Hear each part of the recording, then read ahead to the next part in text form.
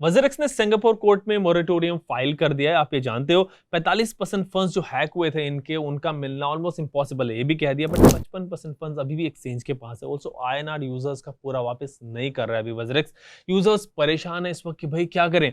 And वज़रक्स hack में आगे क्या होगा ये जानने के लिए, क्या एक्सचेंज इंसॉल्वेंसी की तरफ बढ़ेगा या इनका मोरेटोरियम प्रपोजल एक्सेप्ट हो जाएगा। इंसॉल्वेंसी की तरफ जाएगा तो इंसॉल्वेंसी इनको फाइल करनी पड़ेगी, सारे इनके एसेट्स जो उनकी वैल्यू लगेगी, फिर कभी जाके यूजर्स के रिफंड की बात होगी। काफी टाइम लग सकता है इस सिचुएशन में। तो आज आपसे इसी पर बात करूंगा, इन सारी चीजों पर। लेकिन उससे पहले एक बड़ा अपडेट आ रहा है जो क्रिप्टो इंडस्ट्री की तरफ से बड़ा अपडेट है।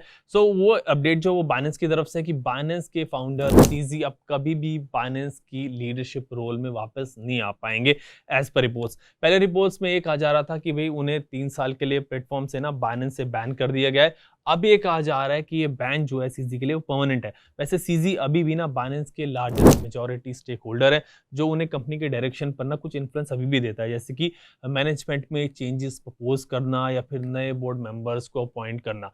तो ये सब चीजें, एक ये अपडेट था। एंड एक अपडेट ये है कि वज़रक्स हैकर ने चोरी हुए फंड्स को ना टोर्नेडो कैश में मूव करना स्टार्ट कर दिया है। टोर्नेडो कैश मिक्सिंग सर्विस है जो क्रिप्टो को ट्रेस करना ना ऑलमोस्ट इम्पॉसिबल बना देता है कि क्रिप्टो किसका है, कहां से आया। सो हैकर जो अपना काम करने में लगे हैं, वज़रक्स अभी भी नहीं कर रहा है।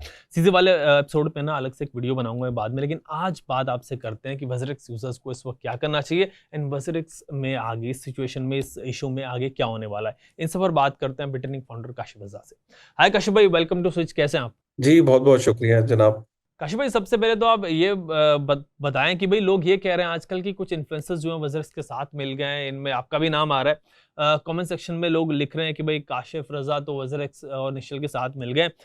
उनकी साइड ले रहे हैं ज़्यादातर। सो ऐसा क्यों है भाई, मतलब आप वज़रक्स यूजर्स की साइड क्यों नहीं ले रहे? देखिए ये जब कोई बड़ा हैक होता है या जैसे अभी जो चीज हुई है, तो इसके अंदर एक मिस इन्फॉर्मेशन करने के पीछे भी लोगों के अपने अपने ऑब्जेक्टिव है। अब देखिए वजीर एक्स का जो हैक हुआ है, तो कई लोग जेन्युइनली कंसर्न है इस चीज के लिए, और कई लोगों के लिए सिर्फ ये एक एंगेजमेंट फार्मिंग का एक तरीका है।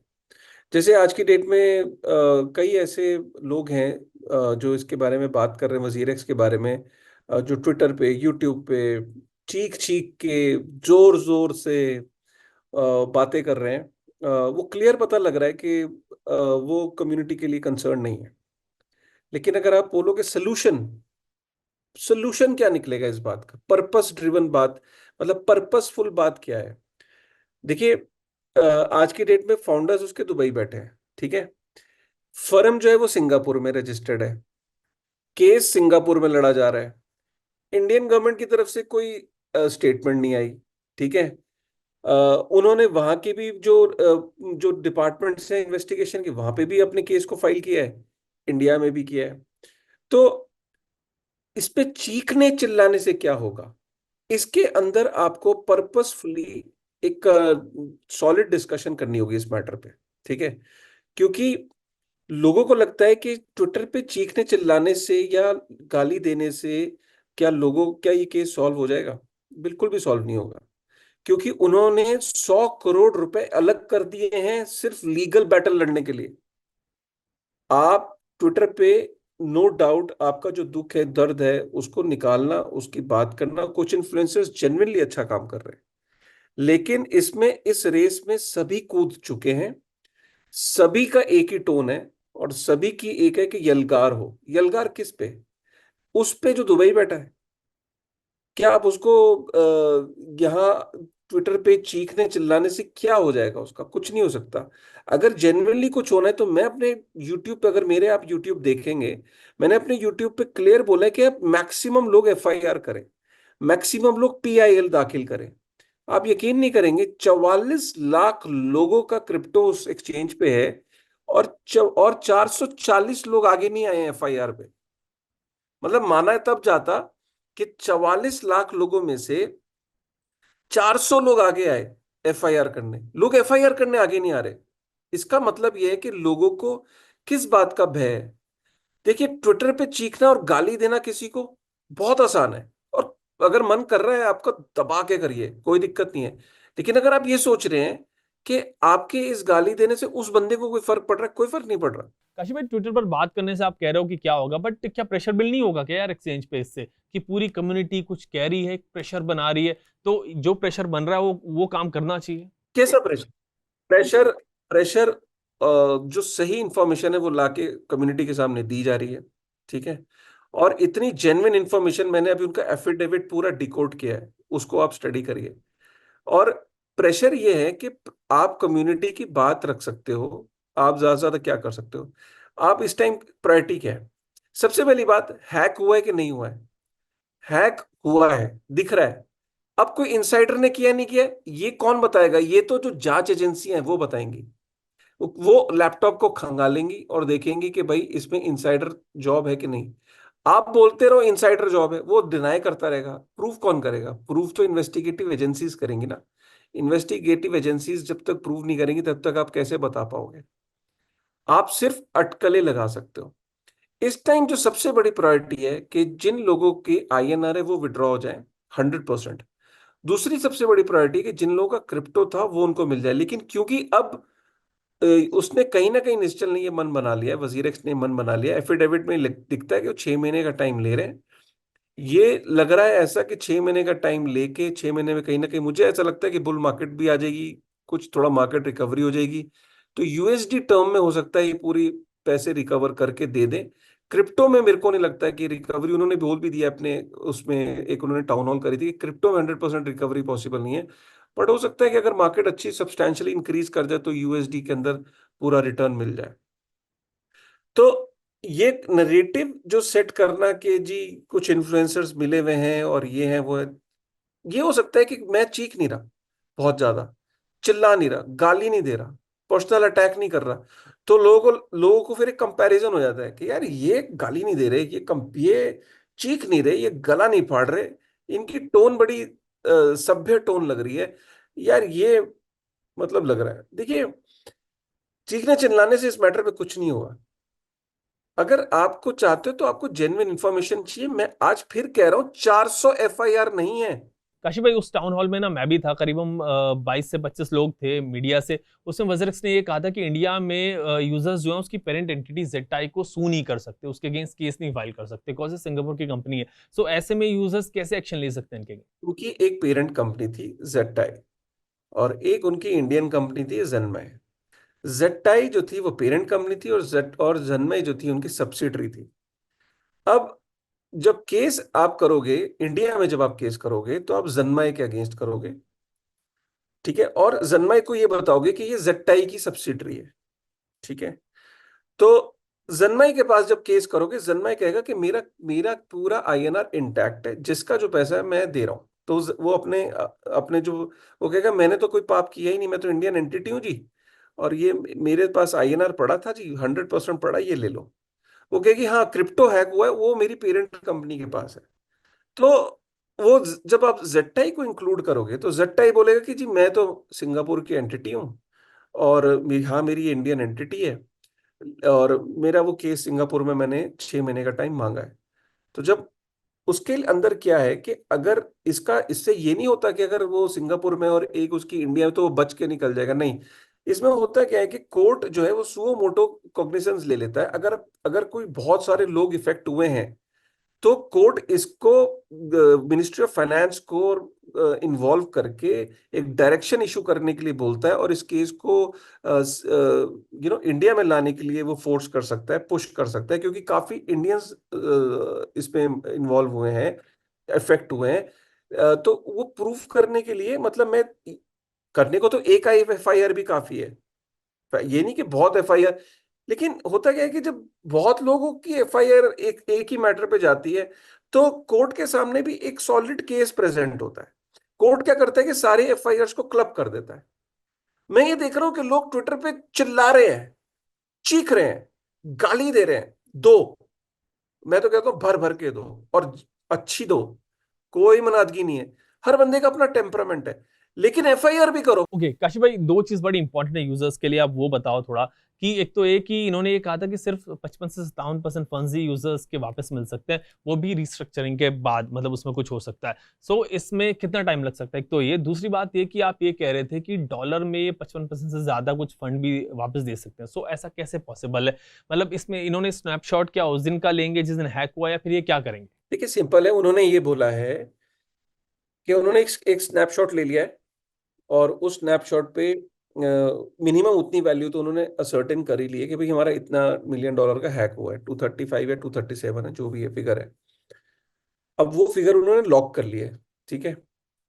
अब उसके बाद आपका जो उन्होंने दो तीन प्रपोजल्स दिए हैं कोर्ट के सामने पेश कर रहे हैं, उनमें से एक प्रपोजल ये कि कोई, हम ये कोशिश करेंगे जी प्रो रेटा बेसिस पे ये जो रिमेनिंग 50 है, 55% है, ये सब में डिस्ट्रीब्यूट कर दे। एक तो ये तरीका है कि मतलब एक तरीके से सभी के 100% ना रह के 50% फंड की रिकवरी हुई। जिसके 100, जिसका हैक नहीं भी वो भी 50 पे आ गया, और जिसका हैक हुआ उसको, जैसे उन्होंने सबसे पहला मॉडल एक लेके आए थे ना, वो सोशल, उसका कुछ नाम भी दिया था उन्होंने, लॉस को सोशलाइज करना, तो वो एक उन्होंने एक ऑप्शन दिया था वैसा, बट उस पर लोगों का रिटेलिएशन आया था। दूसरा वो कह रहे हैं कि हम एक्सचेंज को अगर चलाते रहेंगे तो एक्सचेंज के जो भी फ्यूचर के प्रॉफिट्स हैं या एयर ड्रॉप्स हैं, या हम अगर एक्सचेंज चलती रहेगी उसके जो भी एक प्रॉफिट का परसेंटेज यूजर्स में बांटते रहेंगे। तीसरा वो व्हाइट नाइट कोई ढूंढ रहे हैं जिसमें वो 11 एक्सचेंजेस से ऑलरेडी उसमें है, टच में है।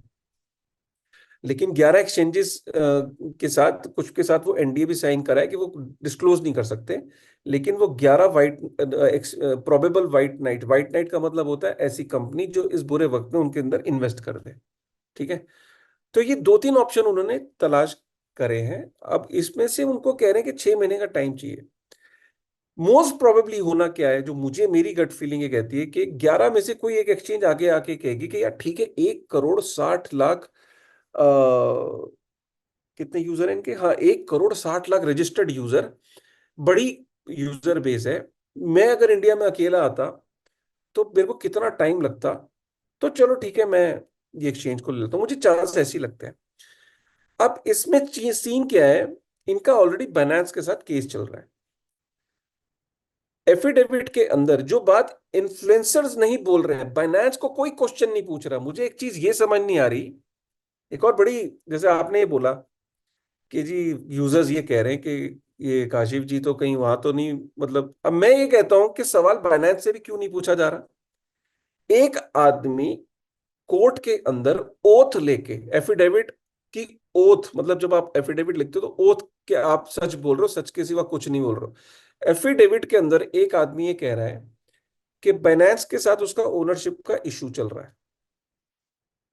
उसने ये कहा कि बाइनेंस से हमने एसेट्स वापस जरूर लिए, एक्सचेंज का कंट्रोल भी इसलिए लिया, लेकिन अंडर प्रोटेस्ट लिया। अंडर प्रोटेस्ट का मतलब है कि हमने अपना केस ड्रॉप नहीं करा है, बाइनेंस के साथ केस चलता रहेगा। हमने वजीर एक्स को बंद नहीं करा, हम वजीर एक्स चलाते रहे, हमने बाइनेंस से एसेट वापस ले लिए थे वजीर एक्स के यूजर्स के। तीसरा वो ये कह रहा है कि बाइनेंस के ने $17 मिलियन जो है वो लिक्विड एसेट, इलिक्विड एसेट उनके पास पड़े हैं इनके फाउंडर्स के। अगर वो ये दे देते तो वो यूजर के फंड को 100 करोड़ रुपए को लीगल फीस के लिए अलग ना करते। उन्होंने क्योंकि वो पैसे नहीं दिए तो उनको ये करना पड़ रहा है। इतने बड़े बड़े लांछन पब्लिक फोरम में एक कोर्ट के अंदर वजीर एक्स बाइनेंस पे लगा रहा है, बाइनेंस चुप बैठा है। मैं ये कह रहा हूं कि लोग जो जितना एनर्जी वजीर एक्स पे लगा रहे हैं उसका 20% बाइनेंस से भी सवाल पूछ लें। वजीर एक्स से तो पूछो ही पूछो, निश्चल शेट्टी को तो मैं कह रहा हूं जो एनर्जी लगा दो। अरे 15-20% बाइनेंस से भी पूछो। 400 एफआईआर होती तो गवर्नमेंट को भी प्रेशर पड़ता, गवर्नमेंट भी एक पीआई, एक कोर्ट के अंदर वो कॉग्निजेंस लेके सारी एफआईआर को इकट्ठा करके एक बड़ा केस हुआ है तो प्रेशर बनता। मेरे ख्याल से 20 25 40 एफआईआर भी नहीं हुई होंगी यार। Correct me if I am wrong, मेरे पास कोई ऑफिशियल नंबर नहीं है, बट मैं जानता हूं कि 50 क्रॉस नहीं करी होंगी। फाइन कशिश भाई, वजरेक्स की पेरेंट फर्म सिंगापुर में रजिस्टर्ड है, सिंगापुर का एक्सचेंज है, निश्चल भी इंडिया में नहीं है भाई, वो बाहर है। एंड वजरेक्स को इंडिया का बिटकॉइन एक्सचेंज बोल के चला रहे हैं। सो क्या कुछ भी इनकी अकाउंटेबिलिटी नहीं रही यार? गवर्नमेंट को देखना चाहिए था ना, तो ये तो गवर्नमेंट को भी देखना चाहिए। ये तो एक एक देखना चाहिए था कि एक लोगों का एक नंबर्स पहले से पब्लिक में आ रहे थे कि सबसे बड़ी एक्सचेंज कौन, कितना पैसा है। चेन एनालिसिस की रिपोर्ट आ रही थी कि इंडिया नंबर 1 है क्रिप्टो अडॉप्शन में। ये रिपोर्ट जब आ रही थी तो क्या गवर्नमेंट को ये नहीं पता लग रहा था कि हजारों करोड़ रुपए एक्सचेंजेस के अंदर पड़े हैं, जरा इनसे पता करें ये बैंक्स की तरह इनके मॉडल सुरक्षित है कि नहीं। या इनको कोई लाइसेंस दिया जाए, या ये पता किया जाए ये कंपनियां बनी कहां पे हैं। हमारे देश के नागरिकों का पैसा एक फॉरेन एंटिटी के पास जा रहा है, पेरेंट कंपनी बाहर की है, चेक तो कर लें। काश भाई, अब इस वजरेक्स केस में आगे क्या होगा? मतलब क्या यूजर्स की मुश्किलें और बढ़ेंगी? मतलब इतना तो ऑलरेडी परेशान है यूजर्स। देखिए, जब तक मॉरिटोरियम उसने फाइल किया है, अभी मॉरिटोरियम को वहां पे कोर्ट स्टडी करेगा, एक्सेप्ट करेगा या नहीं करेगा। एक्सेप्ट नहीं करेगा तो ये सीधा सीधा केस इंसॉल्वेंसी में जाएगा। फिर उसके एसेट बिकेंगे, उसके कंपनी के एसेट बिकेंगे और सारे, लेकिन वो एसेट भी तब बिकेंगे जब उसका वजीरेक्स और बायनेंस का केस सॉल्व होगा। फिर ये लंबे उसमें चला जाएगा। लोग समझ नहीं रहे कि अगर ये मॉरिटोरियम एक्सेप्ट कर लिया कोर्ट ने, तो 6 महीने का उसको टाइम मिलेगा, 6 महीने में उसको सोल्यूशन लाना होगा। अगर वो अभी कोर्ट मना कर देता है तो वो सीधा इंसॉल्वेंसी में जाएगा। अब इंसॉल्वेंसी में भी नहीं जा सकता क्योंकि ओनरशिप का डिस्प्यूट चल रहा है कोर्ट में। तो पहले वो कोर्ट का केस सॉल्व होगा, उसमें कई सालों से चल रहा है, अब आगे कितने साल लगेंगे। तो वो लॉन्ग ट्रैक पे चला जाएगा। शॉर्ट ट्रैक पे तो अगर ये 6 महीने वाला जो टाइम है, इसमें एटलीस्ट कोर्ट की निगरानी में उनको हर चीज, टाउन हॉल, हर छोटा अपडेट देना पड़ेगा, यूजर को भी कोर्ट को भी, हर थोड़े थोड़े दिन पे क्या प्रोग्रेस है, क्या प्रोग्रेस है। तो मैं तो ये कहूंगा कि यूजर के फंड पूरे मिलने चाहिए। ऐसा नहीं कि अकेला केस है, पीछे एक वर्ल्ड का केस भी हुआ था, उसमें भी कुछ यूजर्स को काफी रिकवरी हो गई थी, मुझे एग्जैक्ट नंबर याद नहीं है, इसी प्रोसेस के थ्रू हुई थी।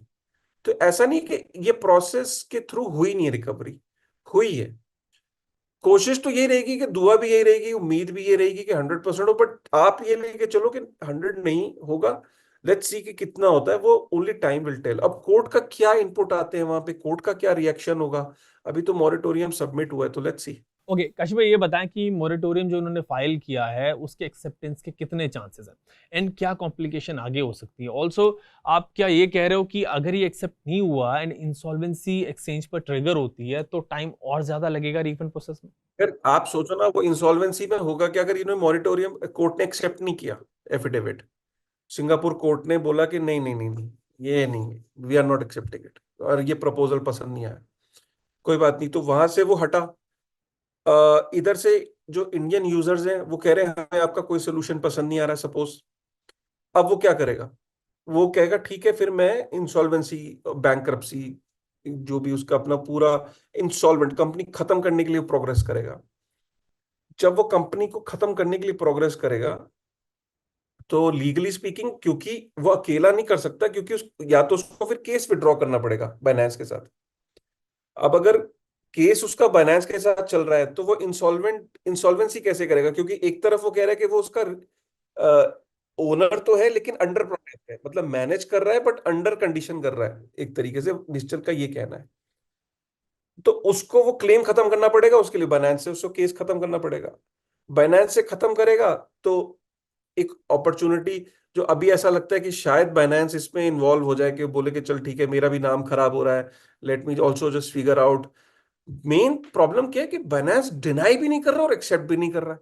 बाइनेंस को आगे आना चाहिए ना, ये कोई बात नहीं कर रहा है। बाइनेंस पे मुझे समझ नहीं आ रहा है कि अगर राइट सवाल पूछने पे भी डर क्या है। काशिफ भाई, बाइनेंस पे कोई क्यों बात करे? मतलब क्यों कमेंट करे? यूजर्स तो ये कहेंगे ना कि भाई वो बाहर का एक्सचेंज है, हमारा पैसा उस पे नहीं था, वो हैक नहीं हुआ, तो उस पर हम क्यों बात करें? बिल्कुल ठीक है आपकी बात, आपकी बात ठीक है कि आपने पैसा वजीर एक्स को दिया, वजीर एक्स को उसने टेक ओवर कर लिया था, ये तो ऑफिशियल उसने किया था। वजीर एक्स ने अपने एफिडेविट में पूरे पॉइंट्स लिखे। उसके बाद वजीर एक्स एक्सेप्ट कर रहा है कि बाइनेंस ने बिना बात के डिनाई करा, कोई उनके बीच में पंगा रहा होगा। जब उसने डिनाई कर दिया कि अब वो ओनर नहीं है, तो वजीर एक्स ने बोला नहीं नहीं, आप तो ओनर हो, आपकी आपने एक्सेप्ट किया था, आपकी कंडीशंस थी, मैं आपको कोर्ट ले जाऊंगा। वो कोर्ट ले गया उसे, दोनों कोर्ट में केस लड़ रहे हैं। तब तक सीजी ने बोल दिया कि वजीर एक्स से मेरे यहाँ पे फंड्स डाल दो, मैं जिम्मेदार नहीं हूं, आइडियली हम इसको फ्रीज कर सकते हैं। इन्होंने वजीर एक्स को चलते चलता रहना चाहा, इन्होंने उससे कंट्रोल ले लिया बट अंडर प्रोटेस्ट ले लिया। बाइनेंस से वजीर एक्स का कंट्रोल ले लिया, अंडर प्रोटेस्ट लिया। अंडर प्रोटेस्ट का मतलब केस चलता रहेगा जी, उस पे कोई इसका वो नहीं आएगा। अब केस चल रहा है। तो बनास को इतना तो दो लाइनें लिख सकता है कि ये जो कुछ भी चल रहा है या जो कुछ भी एफिडेविट में बोल रहा है, हम इसे सिरे से खारिज करते हैं, डिनाई करते हैं। दो लाइनें लिखने में क्या है? दो लाइनें लिखने से होगा क्या? दो लाइनें लिखने से क्लैरिटी हो जाएगी कि जो निश्चल है वो झूठा है। अभी निश्चल गुमराह कर रहा है, झूठ बोल रहा है। मैं कह रहा हूं, मैं भी कह रहा हूं वो झूठ बोल रहा है। लेकिन अगर वो कोर्ट के सामने जाके एफिडेविट में लिख रहा है, इसमें बनास दो लाइनें लिखने से ये हो जाएगा कि और ज्यादा केस स्ट्रांग हो जाएगा निश्चल के अगेंस्ट, कि इसने जनता को गुमराह करने की कोशिश करी, और उसके अगेंस्ट वो इंडियन कोर्ट में भी केस और स्ट्रांग हो जाएगा। अब बनास इस बात को एक्सेप्ट नहीं कर रहे क्योंकि उसके बाद प्रेशर नहीं है। क्यों प्रेशर नहीं है? क्योंकि इनफ लोग बनास से सवाल नहीं पूछ रहे। प्रॉब्लम ये है। ओके, तो आप ये कह रहे हो कि वज़ीर से क्वेश्चन करें, इनसे आंसर्स भी मांगे, बट बाइनेंस पर भी कुछ सवाल बनते हैं। प्रॉब्लम क्या है उससे सवाल पूछने में? जहां आप वजीर से पूछ रहे हो, बनास बनास की चुप्पी क्या होती थी? कि चुप्पी का क्या मतलब होता है? चुप्पी का मतलब है या तो आप एक्सेप्ट कर रहे हो या आप रिजेक्ट कर रहे हो। अरे, तो लोग, मैं तो सोच रहा हूँ आप एक्सेप्ट कर रहे हो। कुछ लोग हैं वो कह रहे हैं कि नहीं, बनास रिजेक्ट कर रहा होगा। अरे, लेट बनास से ना। फाइन काशिफ भाई, इस वीडियो में आज इतना ही रखते हैं। काफी चीजें यहाँ पे क्लियर हुई, इससे एक अलग पर्सपेक्टिव भी आया।